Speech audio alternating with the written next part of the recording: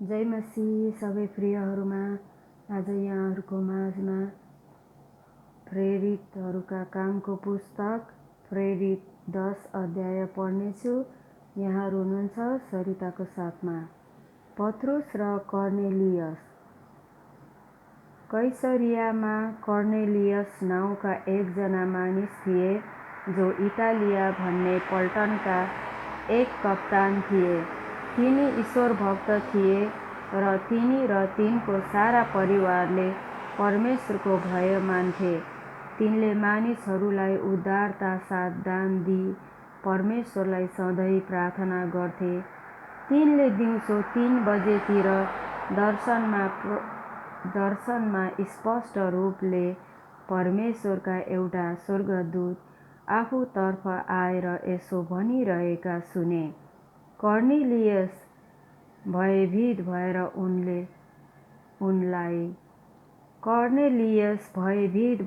तिनले उनलाई निहालेर हेरे र भने, प्रभु भन्नुहोस्। अनि उनले तिनलाई भने, तिम्रा प्रार्थना र गरिबहरूलाई दिएका दान सम्झनाको रूपमा परमेश्वरको सामने पुगेका छन्। अब मानिसहरूलाई योप्पामा पठाऊ र पत्रुस भनिने सिमोनलाई बोलाई पठाऊ। तिनी चर्मकार सिमोन कहाँ बसेका छन्, जसको घर समुद्रको किनारामा छ। जब तिनीसँग बोल्ने स्वर्गदूत बिदा भए, तब तिनले आफ्ना नोकरहरूमध्ये 2 जना र निरन्तर तिनको सेवा टहल गर्ने 1 जना भक्त सिपाहीलाई बोलाए र तिनीहरूलाई सबै कुरा बताएर योप्पामा पठाए। पत्रुसको दर्शन।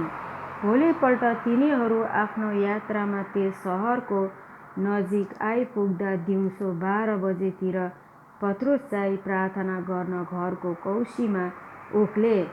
तिनी भोकाए र तिनले केही खाने मन गरे, तर अरूहरूले भोजन तयार गरिरहेको बेला तिनी ध्यानमग्न भए। तिनले स्वर्ग उघ्रेको र त्यहाँबाट चारै कुनामा बाँधिएको तन्ना जस्तो केही पृथ्वीतिर झरिरहेको देखे। त्यस तन्नामा पृथ्वीका सबै किसिमका 4 खुट्टे जनावर र घस्रने प्राणी र आकाशका चराचुरुङ्गीहरू थिए। तब तिनले एउटा आवाज सुने, ए पत्रुस, उठ र मारेर खाऊ। तर पत्रुसले भने, होइन प्रभु, किनभने मैले कहिल्यै केही अपवित्र वा अशुद्ध थोक खाएको छैन। त्यो आवाज फेरि दोस्रो पल्ट तिनले सुने, परमेश्वरले जे शुद्ध गर्नुभएको छ त्यसलाई तिमी अपवित्र नठान। 3 पल्टसम्म यस्तो भयो र तुरुन्तै त्यो तन्ना स्वर्गतिर लगियो। जब पत्रुस आफूले देखेको यो दर्शनको अर्थ के होला भनेर मनमनै अन्योलमा परेका थिए, त्यति नै बेला कर्नेलियसले पठाएका मानिसहरू सिमोनको घर खोज्दै ढोका अगाडि खडा भए र पत्रुस भनिने सिमोन यहाँ बसेका छन् कि भनी उच्च स्वरमा सोधे। जब पत्रुस दर्शनको विषयमा विचार गरिरहेका थिए, तब पवित्र आत्माले तिनलाई भन्नुभयो, हेर, 3 जना मानिसले तिमीलाई खोज्दैछन्। उठ र तल जाऊ र नहिचकिचाइकन तिनीहरूका साथ लाग, किनभने तिनीहरूलाई मैले पठाएको हुँ। तब पत्रुस ओर्लेर ती मानिसहरू कहाँ गएर भने, हेर, तिमीहरूले खोजेको मानिस मै हुँ। तिमीहरू यहाँ आएको कारण के हो?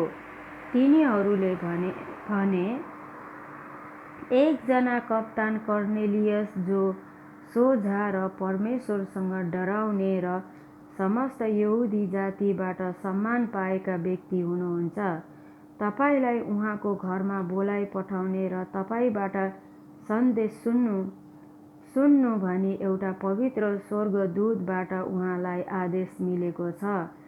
तब तिनले तिनीहरूलाई भित्र बोलाएर तिनीहरूको सत्कार गरे। कर्नेलियसको घरमा पत्रुस। भोलिपल्ट पत्रुस उठेर तिनीहरूसँग गए र योप्पाका कतिपय भाइहरू तिनको साथ लागे। पर्सिपल्ट तिनीहरू कैसरिया पुगे। आफ्ना कुटुम्बहरू र घनिष्ठ मित्रहरूलाई बोलाएर जम्मा गरी कर्नेलियस तिनीहरूको बाटो हेरिरहेका थिए। जब पत्रुस भित्र आए तब कर्नेलियसले तिनीसँग भेट गरी तिनका पाउ परी दण्डवत गरे।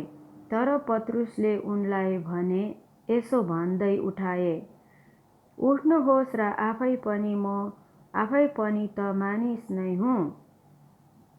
तर पत्रुसले उनलाई यसो भन्दै उठाए, उठ्नुहोस्, म आफै पनि त मानिस नै हुँ।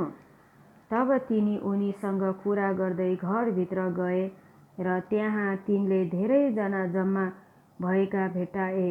तब पत्रुसले तिनीहरूलाई भने, अरू जतिसँग संगत गर्नु अथवा तिनीहरूलाई भेटघाट गर्नु एक यहुदीको लागि कति अनुचित हो भन्ने कुरा तपाईहरूलाई थाहै छ।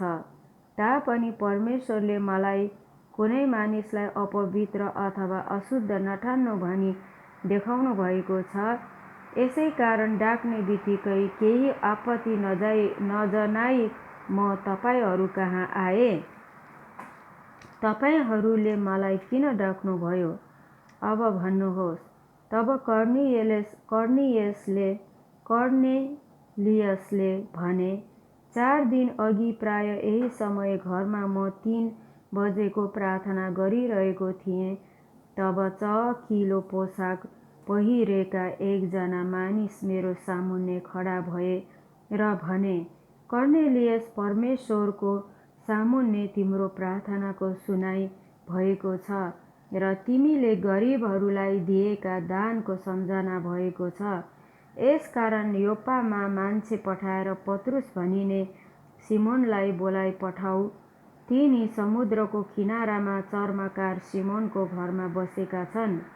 तब मैले तुरुन्तै तपाईकहाँ मानिस पठाएँ र तपाईँ कृपापूर्वक आउनुभयो। अब प्रभुबाट तपाईलाई आज्ञा भएका सबै कुराहरू सुन्न हामी सबै परमेश्वरको सामुन्ने यहाँ उपस्थित छौँ। तब पत्रुसले बोल्न थाले, साँच्ची नै म देख्दछु कि परमेश्वरले पक्षपात गर्नुहुन्न, तर हरेक जातिमा जो उहाँसँग डराउँछ र उचित काम गर्छ त्यो उहाँको सामुन्ने ग्रहणयोग्य हुन्छ।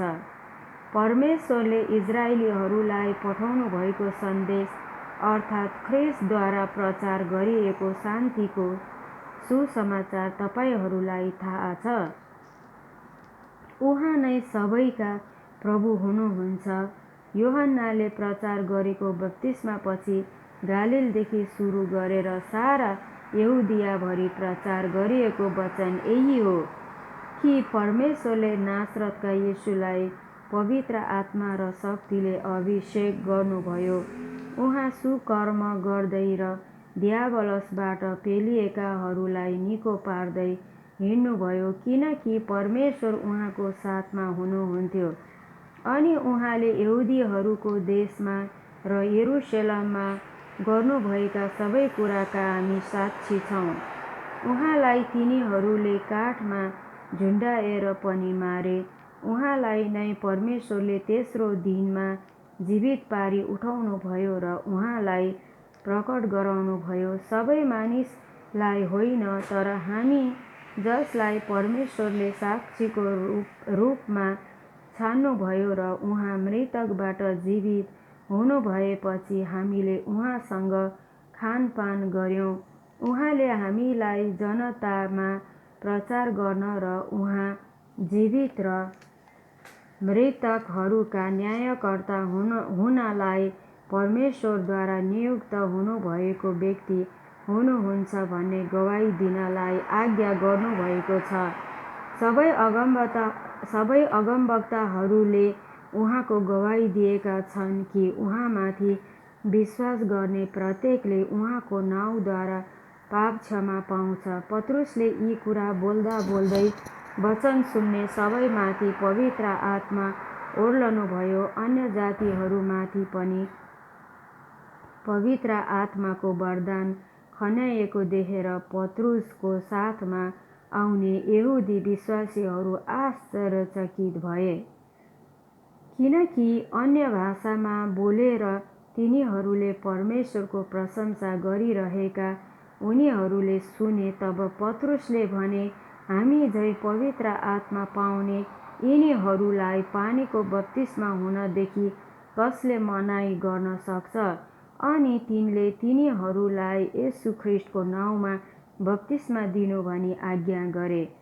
तब तिनीहरूले पत्रुसलाई केही दिन त्यहाँ रहनुहोस् भनी अनुरोध गरे। परमेश्वरले यस वचन पाठद्वारा हामी सबैलाई आशिष दिनुभएको होस्। कृपया यस वचन अरूलाई पनि बाँड्न अथवा सेयर गर्न नभुल्नुहोस्। धन्यवाद।